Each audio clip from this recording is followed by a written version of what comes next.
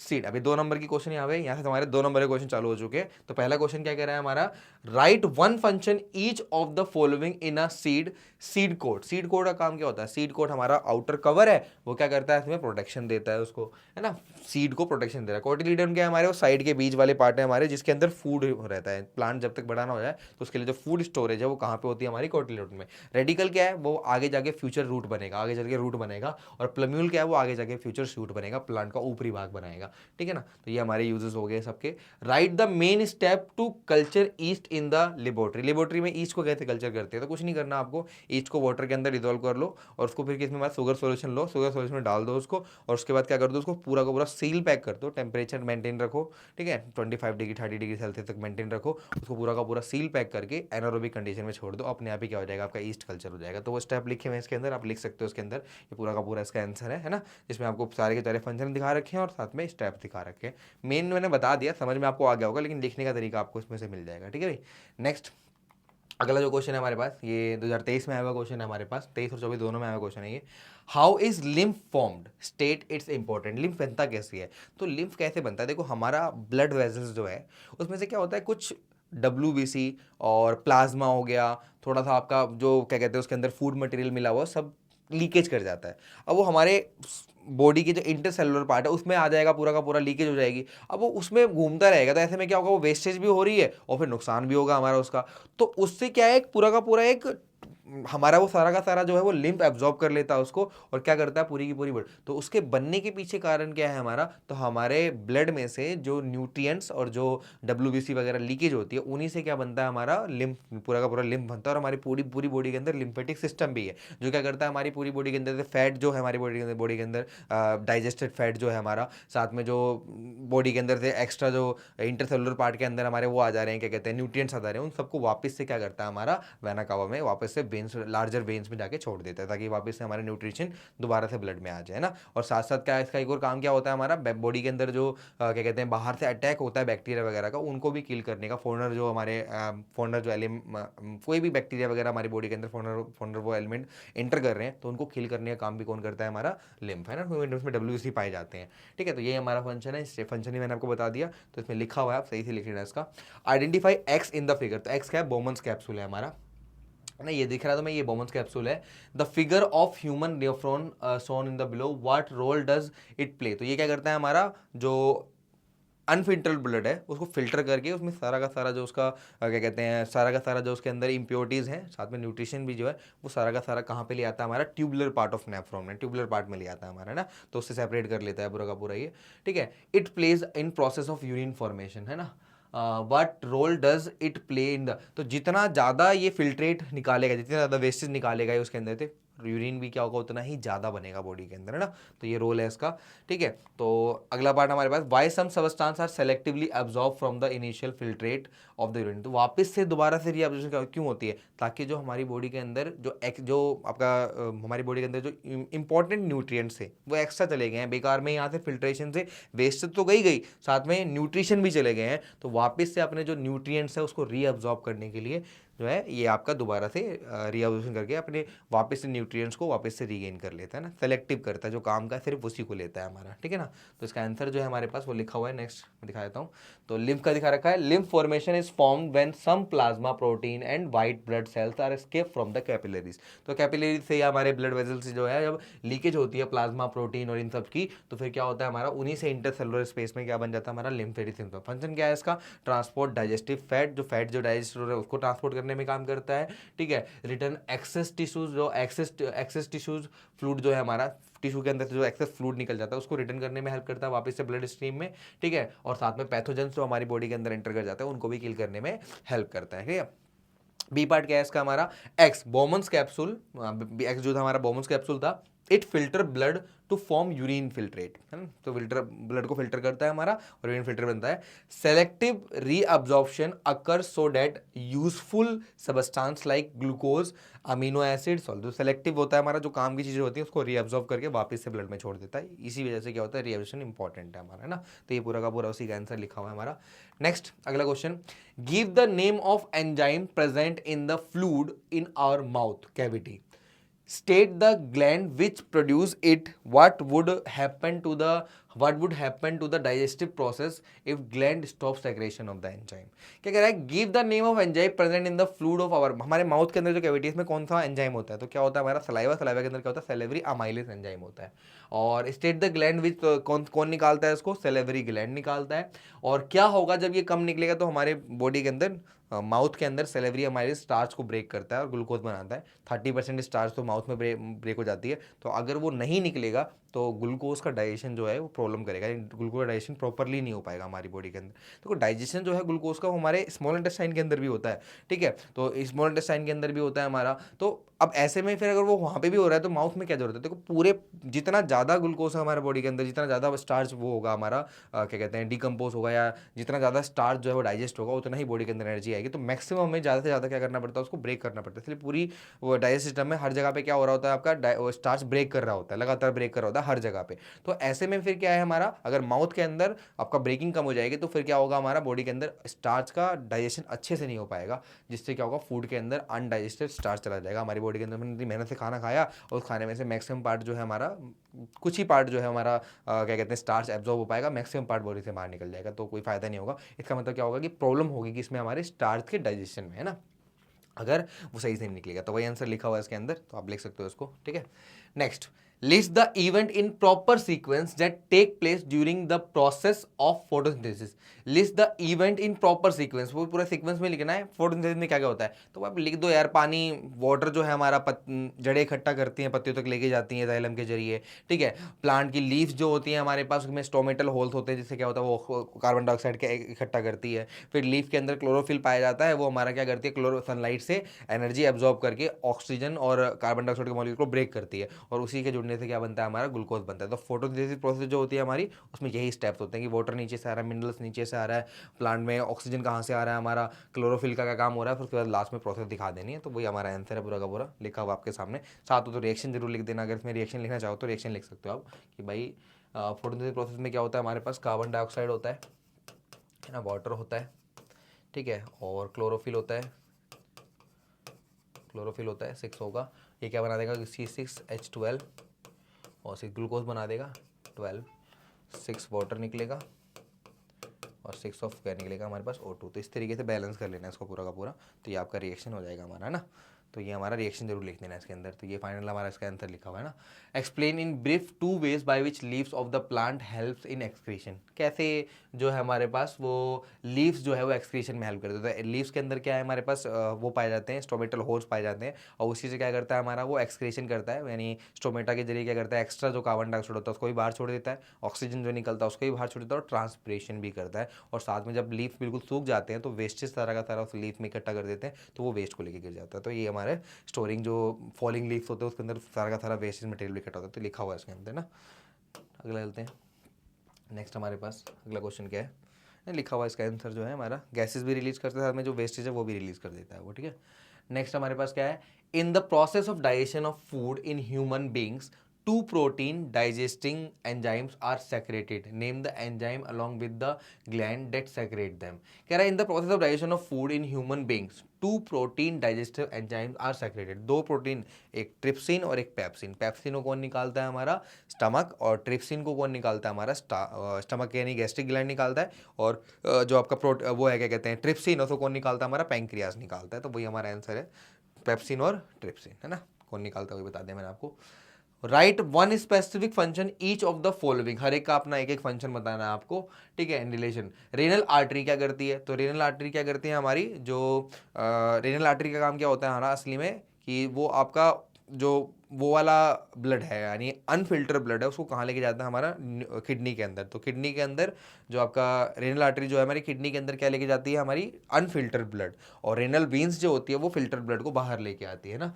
Urethra क्या करता है हमारा, वो एग्जिट आउट करने में हेल्प करता है, जो हमारा यूरिन है उसको बाहर निकालने में हेल्प करता है, ठीक है। ग्लोमेरुलस क्या करता है हमारा, ग्लोमेरुलस जो है हमारा वो पार्ट वो असली में क्या करता है फिल्ट्रेशन करने में हेल्प करता है, वही हमारा मेन पार्ट है जहाँ पे फिल्ट्रेशन होती है, ठीक है। और ट्यूबुलर पार्ट जो होता है वो री अब्जॉर्प्शन करने में हेल्प करता है। तो वही हमारे पास लिखा हुआ है रेनल आर्टरी जो है हमारा वो इम्प्योर ब्लड को किडनी तक लेके आती है, यूरेट्रा जो रिमूव करने में काम आता है, ग्लोमेरुलस जो होता है फिल्टर करता है ब्लड को, और ट्यूबुलर पार्ट जो होता है हमारा री अब्जॉर्प्शन करता है। तो फंक्शन लिखे हैं सबके एक करके, है ना।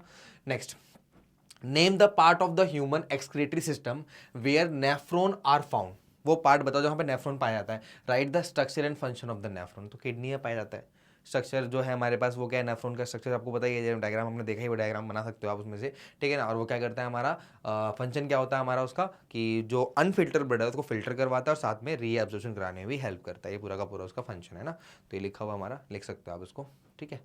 Next, why is important to prevent oxygenated and deoxygenated blood from mixing in birds and mammals। देखो हमें ऑक्सीजन की मात्रा, हम वार्म ब्लड एनिमल्स हैं, तो वार्म ब्लड एनिमल में क्या होता है, ऑक्सीजन की मात्रा ज़्यादा चाहिए होती है अपने बॉडी को गर्म रखने के लिए, हमारे एनर्जी की जरूरत ज़्यादा होती है, तो हमें ऑक्सीजन की जरूरत भी ज़्यादा है। तो ऐसे में अगर ऑक्सीजनेटेड और डीऑक्सीजनेटेड ब्लड मिक्स हो गया ना, तो हमारी बॉडी के अंदर परसेंटेज ऑक्सीजन कम हो जाएगा, जिससे क्या होगा, हमारे सेल्स तक ऑक्सीजन कम पहुँच पाएगा, तो हमारी बॉडी सही से गर्म नहीं रह पाएगी, जिससे हमें दिक्कत होनी चालू हो जाएगी। इसलिए हमारी बॉडी के अंदर हमारी रिक्वायरमेंट को पूरा करने के लिए, हमारी ऑक्सीजन की रिक्वायरमेंट को पूरा करने के लिए ऑक्सीजनेटेड ब्लड कभी भी डीऑक्सीजनेटेड ब्लड से मिक्स नहीं होता, ठीक है ना। तो वही हमारा आंसर है इसका, कि भाई इसका रीज़न ये है कि मैमल्स और बर्ड्स के अंदर ये वार्म ब्लड एनिमल ऑक्सीजन की मात्रा ज़्यादा चाहिए होती है इनको, इसी वजह से क्या होता है कि इनका ऑक्सीजनेटेड और डीऑक्सीजनेटेड सेपरेट रखना पड़ता है, ताकि परसेंटेज ऑफ ऑक्सीजन कम ना हो जाए इनकी बॉडी में ना।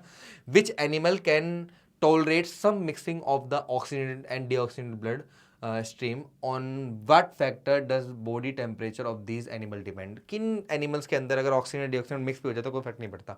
तो ये वो है हमारे जो कोल्ड ब्लडर एनिमल्स हैं, जो कोल्ड ब्लडर हैं, उनको ज़्यादा एनर्जी की जरूरत नहीं है अपनी बॉडी को ठंडा रखने, गर्म रखने के लिए। तो वो क्या करते हैं, टेम्परेचर मेंटेन करने के लिए धूप में लेटते हैं, वो ज़्यादातर जो है टेम्परेचर मेंटेन करने के लिए आउटर सोर्स से ही अपनी बॉडी का टेम्परेचर मेंटेन करते हैं। खुद वो अपनी एनर्जी का इस्तेमाल करके बॉडी को मेंटेन नहीं कर पाते। तो फिर रेप्टाइल्स आते हैं हमारे, है ना, रेप्टाइल्स वगैरह जितने भी सांप वगैरह जो आते हैं वो सब इसी के अंदर आते हैं, क्योंकि वो क्या है, हमारे डिपेंडेंट किसके ऊपर है, हमारे एनवायरमेंटल सोर्स पे डिपेंडेंट है, अपने अपने टेम्परेचर को मेंटेन करने के लिए। हम एनवायरमेंट सोर्स पे डिपेंडेंट नहीं है, हम अपनी खुद की एनर्जी को बर्न करके हम अपनी बॉडी को गर्म रखते हैं, तो हम वार्म ब्लडेड एनिमल्स हैं।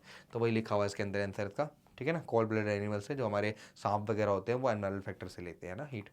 नेक्स्ट, क्वेश्चन नंबर 9 था ये, name the type of blood oxygenated deoxygenated transported by each of the following mentioning the path. तो name the type of blood, कौन से टाइप ऑफ ब्लड है, ऑक्सीजनेटेड और deoxygenated blood, कौन सा ब्लड होगा उसके अंदर, ऑक्सीजनेटेड होगा डीऑक्सीजनेटेड होगा, जो इन पार्ट से अलग अलग होता है। तो वेना कावा से क्या होता है, डीऑक्सीजनेटेड ब्लड कैरी होता है। और पल्मोनरी आर्टरीज क्या करती है, पल्मोनरी आर्टरीज क्या है हमारा, जो असली में क्या है, वो लंग से कहाँ पे ब्लड लेके आती है हमारे उसमें। तो ये पल्मोनरी आर्टरीज जो होती है असली में क्या होती है, ऑक्सीजनेटेड ब्लड लंग से कहाँ पे लेके आती है, हमारे हार्ट में, ठीक है। क्लियर हो गया आपको, ठीक है। With the help of systematic diagram, flow chart, so the breakdown of glucose in the cell provide energy in the presence of oxygen in lack of oxygen। तो वही डायग्राम जो था हमारा पहले, तीन जो उसका डायग्राम था, कि आपका सबसे पहले क्या, ग्लूकोज कन्वर्ट होगा पायरुवेट्स में, फिर पायरुवेट अगर ऑक्सीजन की प्रेजेंस में है, माइटोकॉन्ड्रिया में हो रहा है, तो कार्बन डाइऑक्साइड प्लस वाटर बनता है। अगर लैक ऑफ ऑक्सीजन है तो लैक्टिक एसिड बनता है, और अगर क्या कहते हैं बिल्कुल ऑक्सीजन नहीं है, फर्मेंटेशन होती है, इसका मतलब अल्कोहल बनता है। तो वही हमारा पूरा का पूरा चार्ट बना देना आपको इसके अंदर, ठीक है ना। जो चार्ट जो बना था ना, वो चार्ट बना देना है। इसमें तो एरोबिक और एनारोबिक दोनों दिखा रखे हैं आपको, ठीक है ना। और ये लैक ऑफ ऑक्सीजन में होता है हमारा, दोनों चार्ट दिखा रखे हैं आपको। Next, sometime while running the athlete suffer from muscle cramp. Why, क्यों होता है, तो भाई मसल क्रैम्प होने का रीज़न क्या है, लैक ऑफ ऑक्सीजन की वजह से, उनके मसल्स के अंदर ऑक्सीजन की कमी की वजह से जो आपका पायरुवेट है वो कन्वर्ट किस में होता है, लैक्टिक एसिड में, और लैक्टिक एसिड की वजह से पेन होता है उनको, है ना। How is the respiration in this case different from aerobic respiration. Aerobic respiration में क्या होता है, हमारा ऑक्सीजन की प्रेजेंस में होता है, यहाँ पे एरोबिक के एब्सेंस में होता है। वहाँ पे क्या होता है, हमारा कार्बन डाइऑक्साइड बनता है प्योरली, यहाँ पे लैक्टिक एसिड बनता है। तो ये डिफरेंस है इनके बीच में। Write the other name given to lymph state its two functions. Lymph को दूसरा नाम क्या दिया गया है, क्या नाम दिया गया है हमारा, लिम्फ को दूसरा नाम क्या दिया गया है हमारे पास, क्या नाम है इसका, also called tissue fluid, tissue fluid भी बोलते हैं इसको। और क्रैम्प बताया ना, क्रैम्प का कारण क्या होता है, लैक्टिक एसिड होता है हमारी बॉडी के अंदर, जो लैक्टिक एसिड बनता है एनारोबिक कंडीशन में, उसकी वजह से पेन होता है हमारा, ठीक है। ट्रांसपोर्ट डाइजेस्टेड फैट, जो हमारा डाइजेस्टिव फैट है उसको ट्रांसपोर्ट करता है, साथ में क्या करता है, हमारा एक्सेस फ्लूइड जो निकलता है उसको वापस से ब्लड के अंदर डाल देता है, ठीक है ना। ये इसका आंसर है। नेक्स्ट क्वेश्चन 2025 में आया वही, we need to water the soil in plants on a regular basis, but it ultimately reaches to leaves of the plant, explain how it take place. देखो हमें मिट्टी में पानी डालना होता है, पानी के लीफ पे डालने का कोई फायदा नहीं होगा, मिट्टी में डालते हैं, फिर जो आपकी जड़ें होती हैं वो वाटर को एब्जॉर्ब करती है और कहाँ लेके जाती है, हमारी जाइलम के जरिए लीफ तक लेके जाती है ना। तो वही प्रोसीजर बोल रही है आपका। तो लीफ जो है हमारा, रूट जो है हमारा, वो वाटर एब्जॉर्ब करता है और फिर जाइलम के जरिए कहाँ पहुँचाता है, हमारे लीफ तक पहुँचाता है ना। तो हमें मिट्टी में डालनी पड़ती है पानी। Name the type of nutrition exhibit by the amoeba. तो अमीबा क्या करता है, हमारा बॉडी के अंदर ले जाके फूड को डिकम्पोज करता है। तो क्या बोलते हैं उसको, क्या बोलते हैं, होलोजोइक न्यूट्रिशन। तो वो भी होलोजोइक न्यूट्रिशन करता है, फूड को बॉडी के अंदर लेता है और अंदर लेके जाके उसको डाइजेस्ट करता है। तो होलोजोइक न्यूट्रिशन है, ठीक है ना। Explain how food is taken in the, या एंडोसाइटोसिस बोल सकते हैं इसको, कि वो बॉडी के अंदर ले जाके फूड को डिकम्पोज करता है। तो एंडोसाइटोसिस बोल सकते हो आप उसको। Explain how food is taken and digested. तो डायग्राम बना देंगे हम इसका जो भी है, ठीक है। तो water is absorb by root, फिर जाइलम, फिर स्टेम, फिर लीव्स और फिर वो हमारा पहुंच जाएगा। तो स्टेप बता रखा है, न्यूट्रिशन होलोजिक न्यूट्रिशन है, इसको आप क्या एंडोसाइटोसिस भी बोल सकते हो। अमीबा जो है एनगल्फ करता है फूड को इस तरीके से, पहले हमारा वो बनाएगा फिर एनगल्फ करेगा। ये डायग्राम तो ध्यान रखना, अमीबा वाला डायग्राम बड़ा इंपॉर्टेंट है। तो ये डायग्राम तुम बना सकते हो, सूडोपोड या वैक्यूल्स, और फिर क्या करेगा हमारा डाइजेशन करके वेस्ट पार्ट क्या लेगा लास्ट में बाहर निकाल देगा। तो ये डायग्राम का साइकिल है हमारा पूरा, ठीक है ना। नेक्स्ट हमारे पास photosynthesis take place in, 12th question है, ये 2025 में आया क्वेश्चन है। Photosynthesis take place in the leaves and the food prepared by reaches other part of the plants, name the process involved and explain it। ठीक है ना। तो क्या कह रहा है, फोटोसिंथेसिस में कौन कौन से, photosynthesis take place in leaves and the food prepared by it reaches other part of the plant, name the process involve and explain it. देखो प्रोसेस क्या, फूड जो बनता है वो फोटोसिंथेसिस बनता है, लेकिन जो पूरा का पूरा फूड बन रहा है वो पूरी बॉडी के अंदर ट्रांसपोर्ट होता है। किसके जरिए ट्रांसपोर्ट होता है, वो हमारा फ्लोएम के जरिए, फ्लोएम पूरी बॉडी के अंदर उसको ट्रांसपोर्ट करता है। प्रोसेस को क्या बोलते हैं, ट्रांसलोकेशन। क्या बोलते हैं, ट्रांसलोकेशन। आपको क्या करना, ट्रांसलोकेशन को है आपको डिफाइन कर देना, तो ट्रांसलोकेशन को डिफाइन कर रखा है, ठीक है।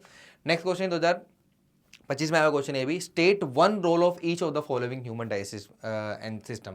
तो हाइड्रोक्लोरिक एसिड का काम क्या होता है, बैक्टीरिया किल करना और साथ में पेप्सिन को एसिडिक मीडियम देना। उसी की वजह से पेप्सिन को एसिडिक मीडियम मिलता है, फिर वो प्रोटीन को ब्रेक कर पाता है। विलाय जो है वो क्या करता है, हमारा सर्फेस एरिया बढ़ाता है, इससे एब्जॉर्प्शन हो सके। तो एरिया, सर्फेस एरिया एब्जॉर्प्शन बढ़ा देता है हमारा। एनल स्पेक्ट्रम क्या करता है, हमारी बॉडी के अंदर से वेस्ट निकालने में, बाहर निकालने में हेल्प करता है। लाइपेज क्या करता है, हमारा फैट को ब्रेक करता है, फैटी एसिड और ग्लिसरॉल में ना। तो ये हमारे आंसर लिखे हुए हैं, हमारे जो इसके फंक्शन है वो लिखे हुए हैं सारे के सारे, ठीक है ना।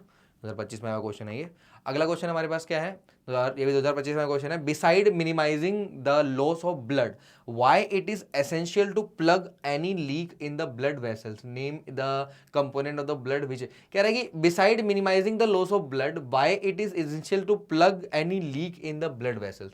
देखो आपके बॉडी के अंदर से ब्लड के लॉस को मिनिमाइज करने से पहले आपको क्या करना पड़ता है, ये ज़्यादा इंपॉर्टेंट है कि ब्लड जो लीक हो रहा है हमारा उसको बंद, बॉडी के वेजल्स के अंदर से, जो ब्लड वेजल्स के अंदर से लीकेज हो रही है, तो बॉडी के अंदर ही अगर ब्लड वेजल्स के अंदर लीक हो गया तो हमारे इंटरसेलुलर पार्ट के अंदर सारा का सारा ब्लड फैल जाएगा और उसके बाद फिर क्या हो जाएगा, इंसान कहानी खत्म, बहुत सारा ब्लड, इंटरनल ब्लीडिंग होती है तो बहुत ज़्यादा प्रॉब्लम हो जाती है।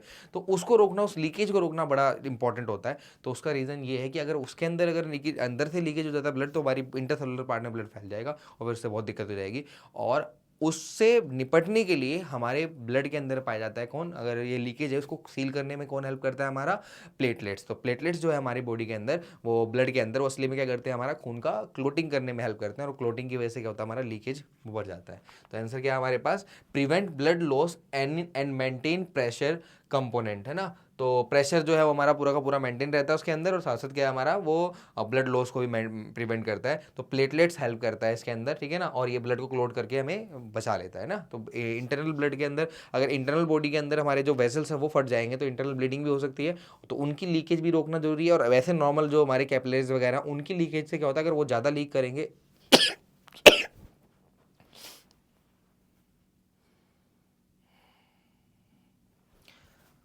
अगर वो ज़्यादा लीक करेंगे तो ब्लड जो है ज़्यादा, मतलब प्रेशर कम हो जाएगा हमारे उसके अंदर, जिसकी वजह से क्या होगा, हमारा न्यूट्रिशन अच्छी तरह से सारे जगह पे नहीं फैल पाएगा। तो इसलिए लीकेज को रोकना भी बहुत जरूरी होता है हमारा, ठीक है ना।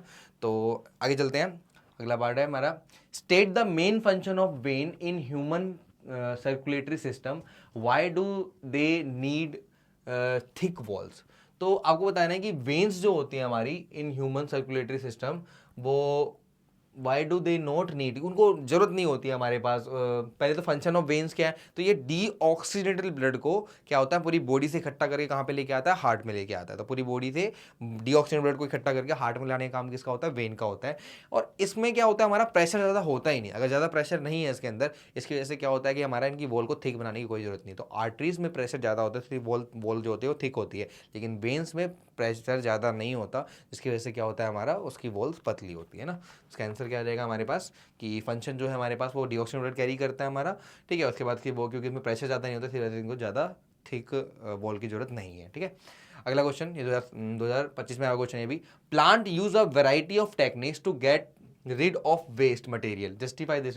तो प्लांट के पास बहुत अलग अलग तरीके हैं, उनके पास कोई एक्सक्रीटरी सिस्टम तो है नहीं कि भाई एक ही तरीका वहीं से पूरा का पूरा वेस्ट बाहर निकाल देंगे हमारी ह्यूमंस की तरह। प्लांट्स के पास एक ही मतलब एक सिस्टम नहीं है, उनके पास अलग अलग तरीके हैं सारे के सारे पूरी बॉडी से वेस्ट निकालने के। जैसे गम्स और रेजिन के फॉर्म में निकालता है, जो टहनी वगैरह उसकी सूख जाती है उसके अंदर वेस्ट डाल देता है, जो उसकी पेड़ की अपर बार्क ऑफ ट्री होती है उसके अंदर डाल देता है वो, ठीक है। तो लीव्स जो होती हैं हमारी जो सूख रही होती है उन लीव्स के अंदर डाल देता है। ऐसे करके अलग अलग बॉडी के पार्ट से क्या करता है, अपना बॉडी के अंदर से वेस्ट निकालता है, स्टोमेटा के जरिए कार्बन डाइऑक्साइड छोड़ देता है। तो ये अलग अलग तरीके हैं जिससे वेस्ट निकलता है, उसका कोई एक स्पेसिफिक मेथड नहीं है क्योंकि उसकी बॉडी में एक्सक्रीटरी सिस्टम नहीं है, ठीक है ना। तो वही आंसर है इसका, बॉडी में एक्सक्रीटरी सिस्टम नहीं होता, इसलिए वो क्या करता है अलग अलग तरीके से इस तरीके से वेस्ट बाहर निकालता है बॉडी के अंदर, है ना। क्वेश्चन 17 है ये, 2025 में आया क्वेश्चन है ये, during a breathing cycle the lung always contain a residual volume of air. हमारे फेफड़ों के अंदर हमेशा रेसिडुअल वॉल्यूम होता है, मतलब आप पूरी की पूरी सांस छोड़ भी देते हो ना तो भी कुछ ना कुछ एयर जो है वो आपके लंग्स में हमेशा रहती है। इसके सबसे बड़ा फायदा क्या होता है इसका कि आपके लंग्स के अंदर अगर ऑक्सीजन अभी भी मतलब आप सांस छोड़ रहे हो, थोड़ी बहुत ऑक्सीजन अगर रह जा रही है तो आपके लंग्स को सफिशिएंट टाइम मिल जाता है ऑक्सीजन को एब्जॉर्ब करने में करने के लिए और कार्बन डाइऑक्साइड छोड़ने के लिए। तो यानी एक्सचेंज ऑफ गैसेस करने का सफिशिएंट टाइम मिल जाता है उसको। उससे क्या होता है वो ऑक्सीजन भी अच्छे से कैप्चर कर पाता है और साथ में क्या करता है हमारा कार्बन डाइऑक्साइड को रिलीज भी कर पाता है। तो ये सबसे ज़्यादा इंपॉर्टेंट फंक्शन है हमारा रेसिडुअल वॉल्यूम का, है ना। As compare to oxygen, carbon dioxide is mostly transported in dissolve form in our blood. देखो भाई, कार्बन डाइऑक्साइड जो होता है वो प्लाज्मा के अंदर इजीली डिजोल्व कर जाता है, ठीक है ना। तो प्लाज्मा के अंदर डिजोल्व वो ज़्यादा अच्छे से कर पाता है ऑक्सीजन के मुकाबले। तो अगर वो प्लाज्मा के अंदर डिजोल्व अच्छे से कर पाएगा, इसका मतलब क्या है कि वो डिजोल्व फॉर्म में ही बाहर निकलेगा। ऑक्सीजन की सोलिबिलिटी कम होती है ब्लड के अंदर, तो उसको कोई चाहिए जो कैप्चर कर सके, पकड़ सके, तो उसके लिए हीमोग्लोबिन है। तो हीमोग्लोबिन क्या करता है, उसको कैप्चर कर लेता है। लेकिन कार्बन डाइऑक्साइड होता है वो प्लाज्मा के अंदर डिजोल्व हो जाता है ईजिली, इसी वजह से क्योंकि उनकी सोलिबिलिटी ज़्यादा होती है कार्बन डाइऑक्साइड की, इसी वजह से वो ईजिली डिजोल्व होकर हमारा बाहर निकल जाता है ना। तो ये इसका रीजन क्या होगा हमारे पास, रेसिडुअल एयर जो होती है वो इंश्योर करती है कंटिन्यूस एक्सचेंज, लगातार एक्सचेंज होता रहे, टाइम मिल जाए हमारे लंग्स को mainly. Carbon dioxide more soluble, carbon dioxide ज़्यादा सोल्यूबल होता है ब्लड के अंदर, इसी वजह से क्या है हमारा कार्बन डाइऑक्साइड सोल्यूबल फॉर्म में ही निकलता है हमारे ब्लड में ना। यानी ब्लड के अंदर सोल्यूबल फॉर्म में होता है, उसके बाद आके लंग्स के अंदर आपका बाहर निकल जाता है, क्लियर। फिर हम सांस से बाहर छोड़ देते हैं उसको, ठीक है। तो ये 2 मार्क्स के क्वेश्चन थे, यहाँ पे 2 मार्क्स के क्वेश्चन कंप्लीट हो गए। अब हमारे 3 मार्क्स के क्वेश्चन स्टार्ट होंगे इसके बाद, ठीक है।